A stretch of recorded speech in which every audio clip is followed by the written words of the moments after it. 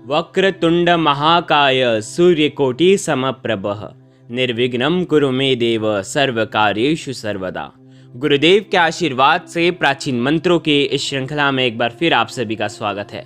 गणपति जी जो हमारे हर विघ्नों को दूर भगाते हैं, हमारे घर में बल बुद्धि भी बढ़ाते हैं, हमेशा रिद्धि सिद्धि और शुभ लाभ के साथ आपके हमारे घर में सदा सर्वदा के लिए वास करते हैं। आज के इस वीडियो में हम आपको संकट चौथ के दिन आपको किस प्रकार से गणपति महाराज की उत्कृष्ट कृपा केवल एक बताशे से और एक कपूर से आपको प्राप्त करनी है। इस उपाय को बहुत बड़े ही ध्यान से सुनिएगा, क्योंकि आपके जीवन में जो भी विघ्न आ रहे हैं, जो भी आपके कार्य परिपूर्ण नहीं हो रहे हैं, वो सब होने लग जाएंगे। संकट चौथ इस चतुर्थी का जो व्रत है वो बहुत सारी महिलाएं करती हैं, बड़े ही विश्वास के साथ करती हैं, बड़े ही लग्न के साथ करती हैं। वैसे तो यह व्रत जो होता है वो निर्जल होता है, बिना पानी के पूरा दिन रहा जाता है और फिर चंद्रमा को अर्घ्य देने के बाद कुछ ग्रहण करने के बाद जो भी खाते पीते हैं उसके अंदर भी नमक का सेवन नहीं किया जाता। ऐसा कहा जाता है कि आज के दिन मीठा और जो शकरकंद आता है उसका प्रयोग किया जाता है। हिंदू पंचांग के अनुसार माघ मास के कृष्ण पक्ष की चतुर्थी तिथि पर संकट चौथ का व्रत किया जाता है। इस बार यह व्रत जो है वो 21 जनवरी दिन शुक्रवार के दिन है। संकट चौथ व्रत में माताएं अपनी संतान की लंबी आयु और सुख समृद्धि की कामना के लिए ये दिन भर उपवास रखती हैं। मान्यता है कि संकटा चौथ पर व्रत करने और भगवान गणेश की पूजा अर्चना करने से संतान के ऊपर आने वाले सभी संकट दूर होते हैं। संकट चौथ पर महिलाएं दिन भर व्रत रखती हैं और रात के समय भगवान श्री गणेश की पूजा अर्चना के बाद, चंद्रदेव के दर्शन करने के बाद, अर्घ्य देने के बाद पारणा करती हैं। कई लोग उसी दिन पारणा कर लेते हैं और कई लोग अगले दिन भी पारणा करते हैं। संकट चौथ पर गणेश जी की आरती, वंदना और मंत्रों के जाप करने से मनोकामनाएं पूर्ण होती है। आइए सबसे पहले जानते हैं इसका शुभ मुहूर्त क्या है। संकट चौथ का शुभ मुहूर्त चतुर्थी तिथि जो है वो प्रारंभ होगी 21 जनवरी को सुबह 8:51 से और चतुर्थी तिथि समाप्त होगी सुबह 22 जनवरी को 9:14 पर। संकट चौथ के दिन चंद्रोदय का जो समय रहेगा वो रात्रि में 9 बजे रहेगा। अब बात कर लेते हैं कि इस दिन क्या शुभ योग बन रहा है। हिंदू पंचांग के मुताबिक संकट चौथ पर इस बार सौभाग्य योग बन रहा है। यह योग 21 जनवरी को दोपहर में 3:06 पर रहेगा। इसके बाद शोभन योग शुरू हो जाएगा। सौभाग्य योग में कोई भी कार्य करना शुभ माना जाता है और सफलता भी प्राप्त होती है। इसके साथ ही आपको बता दें कि संकट चौथ के दिन अभिजीत मुहूर्त 12:11 से शुरू होकर के 12:54 तक भी रहेगा।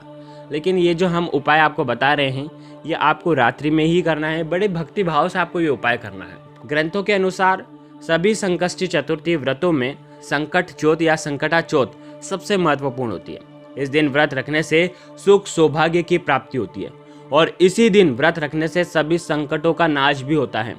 एक बार करके देखिए, निश्चित ही आपके जीवन में जो भी संकट आ रहे हैं वो सब दूर हो जाएगा। क्या होता है कि अगर आप व्रत करते हैं तो भी ये उपाय कर सकते हैं, लेकिन अगर व्रत नहीं करते हैं तो भी ये उपाय कर सकते हैं।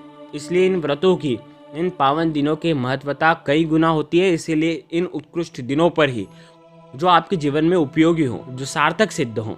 कहते हैं कि संकट चौथ का व्रत रखने से गणेश जी प्रसन्न होते हैं और वे बिना किसी बाधा के लोगों के सभी कार्य सफल करने का आशीर्वाद भी देते हैं। देखिए, आज के दिन आपको सबसे उत्कृष्ट उपाय क्या करना चाहिए। जैसे ही आप सुबह स्नान करते हैं तो उस स्नान वाले पानी में आपको एक चुटकी हल्दी आपको ज़रूर मिलानी चाहिए।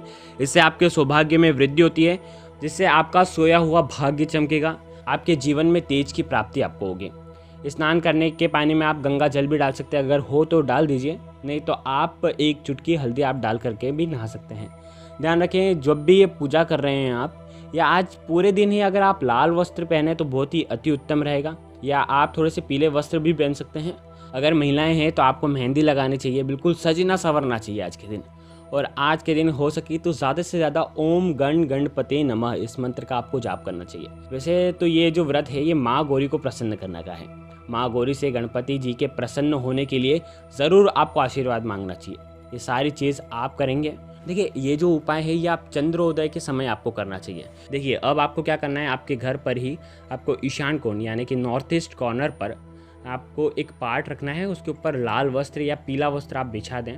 ध्यान रखें, उसके ऊपर थोड़े से कुमकुम के छांटे या हल्दी के छांटे आप कर दें और उसके ऊपर आप पूरे शिव परिवार का आप फ़ोटो रख सकते हैं, अगर आपके पास हो गणेश जी की मूर्ति हो तो वो भी रख सकते हैं। सबसे पहले कहा जाता है कि हमारे घर में जो भी शुभ कार्य होता है या मंदिर में कोई विधि विधान भी होता है, कोई से भी मंदिर हो, तो सबसे पहले श्री गणेश का नाम लिया जाता है, ताकि वो हमारे घर में जो भी आ रहे, हमारे जो भी प्रसंग चल रहा है हमारे घर में, उसमें जो भी बाधाएं आ रही हैं उन्हें दूर करने में वो सहायक होते हैं। अब आपको क्या करना चाहिए कि आपको वहाँ पर एक दीपक प्रज्वलित करना चाहिए। देखिए, आज के दिन आप पीले पुष्प आप अर्पण कर सकते हैं, आज के दिन आप केले का भोग लगा सकते हैं, तिल गुड़ की जो मिठाई हैं उनका भोग लगाना चाहिए, आज के दिन सर्वोत्तम बताया गया है। अब आपको एक दीपक लगाना है, ध्यान रखिए वो जो दीपक होगा वो घी का दीपक होगा। अब आपको मन में मनोकामना करनी है, जो भी करियर में बच्चों के उज्जवल भविष्य की, लंबी आयु की, उनकी सफलता के लिए, उनके करियर में हमेशा उनको सफलता प्राप्त हो, घर में हमेशा सुख समृद्धि और तरक्की बनी रहे, ऐसी आपको प्रार्थना करनी चाहिए। और आपके घर में निरोगी काया रहे सभी की। अगर आपके घर में कोई भी विवाद हो रहा है तो उसे दूर करने की आपको प्रार्थना करनी चाहिए।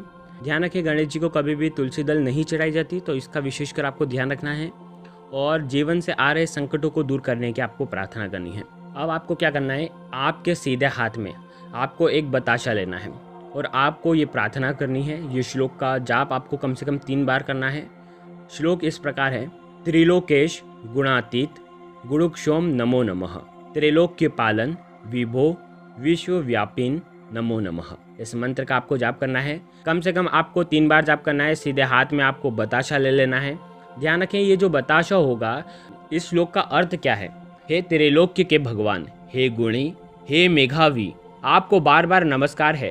हे त्रिभुवन पालक, हे विश्वव्यापी, आपको बार बार नमस्कार है। इस श्लोक का ये अर्थ है। उसके बाद आपको क्या करना है, जो बताशा आपने लिया है उसे बिल्कुल आपको चूर देना है और ये जो बताशा है ये आपको दीपक के अंदर डाल देना है। घी वाला जो दीपक है उसके अंदर आपको डाल देना है। अब आपको क्या करना है, देखिए अगर आप ये श्लोक नहीं बोल सकते हैं तो ओम गण गणपते नमः, इस मंत्र का भी आपको 11 बार जाप करना चाहिए, अगर मंत्र नहीं बोल सकते हैं तो। अब आपको क्या करना है, अब कपूर लेना है। अब कपूर लेने के बाद आपको इस श्लोक का जाप करना है, ओम नमो विघ्न राजाय सर्व सौख्य प्रदायिने दुष्टारिष्ट विनाशाय पराय परमात्मने। इस श्लोक का आपको जाप करना है। इसका अर्थ होता है, सभी सुखों को प्रदान करने वाले सच्चिदानंद के रूप में बाधाओं के राजा गणेश को नमस्कार है, गणपति को नमस्कार है, जो सर्वोच्च देवता हैं, बुरे से बुरे ग्रहों का नाश करने वाले हैं। ऐसे गणेश को प्रणाम करना है। और ध्यान रखें, वो जो आपने जो कपूर लिया है अपने सीधे हाथ में, 3 बार श्लोक का मंत्र का जाप करने के बाद आपको ये जो कपूर है ये दिए के अंदर आपको डाल देना है। ध्यान रखें, दीपक जो है वो प्रज्वलित ही है और आप ये जो दीपक प्रज्वलित कर रहे हैं, बस एक बात का ये ध्यान रखना है कि दीपक के नीचे आपको एक तासक रखनी है, एक प्लेट रखनी है, क्योंकि ये दीपक आपको उठाना है वापस। एक बात और ये है कि ये जो दीपक आप रखेंगे ये आपको आटे का दीपक बनाना चाहिए अगर हो सके तो, नहीं तो फिर आप माटी का भी दीपक ले सकते हैं। इसके अंदर आपने घी डाला है, उसके बाद आपने एक बताशा डाल दिया है, कपूर भी आपको चूर करके इसके अंदर डाल देना है मंत्रों का जाप करने के बाद। अगर श्लोक का जाप नहीं कर सकते हैं तो ओम गण गणपते नमः, इस मंत्र का आपको जाप करके हुए ये डाल देना है। अब आपको क्या करना है, आपको गणेश जी की आपको आरती करनी है। गणेश जी की आरती करने के बाद अब इस दीपक को उठा करके, यानी कि जो तासक है उसको उठा करके, अब आपको आपके घर के ऊपर जहाँ पर भी छत पे जो भी ईशान कोण है वहाँ पर आपको रख देना है, जहाँ पर चंद्रदेव के इसके दर्शन हो। जीवन में आ रहे जितने भी दुख हैं, दारिद्रता है, उन्हें दूर करने की प्रार्थना करनी है। चंद्र दोष से मुक्ति मिले, इस प्रकार से आपको प्रार्थना करनी है। जैसे घर में बहुत सारे लोग होते हैं जो अशांत रहते हैं, जो डिप्रेशन में रहते हैं, तो उन सभी को बिल्कुल खुश रखने की आपको प्रार्थना करनी है। उनका जो भी डिप्रेशन है, जो भी वो नकारात्मक चीज़ें सोचते हैं, क्योंकि चंद्रमा जो है वो मन के कारक हैं। इस प्रकार से आपको ये दीपक वहाँ पर रख देना है। चंद्रदेव को प्रणाम करना है, ओम सोम सोमाय नमः, इस मंत्र का आपको 11 बार जाप करना है। उसके बाद आप आपके घर के मंदिर में आ जाएं और उसके बाद ओम गण गणपते नमः, इस मंत्र का 108 बार जाप करें और इस प्रकार से पूरी विधि करें। देखिए, आपको अगर कुछ भी चीज़ समझ में नहीं आती है तो कमेंट में ज़रूर पूछिएगा। बेजबरन अपने हिसाब से बिल्कुल कोई कार्य आपको नहीं करना है। गुरुदेव के आशीर्वाद से प्राचीन मंत्र, यंत्र और उपाय आपको प्रभावना के रूप में दिए जा रहे हैं। आपके अपने इस चैनल को लाइक करें, शेयर करें, सब्सक्राइब करें और बेल आइकन को ज़रूर प्रेस करें। जय माता रानी, जय गुरुदेव, प्रणाम।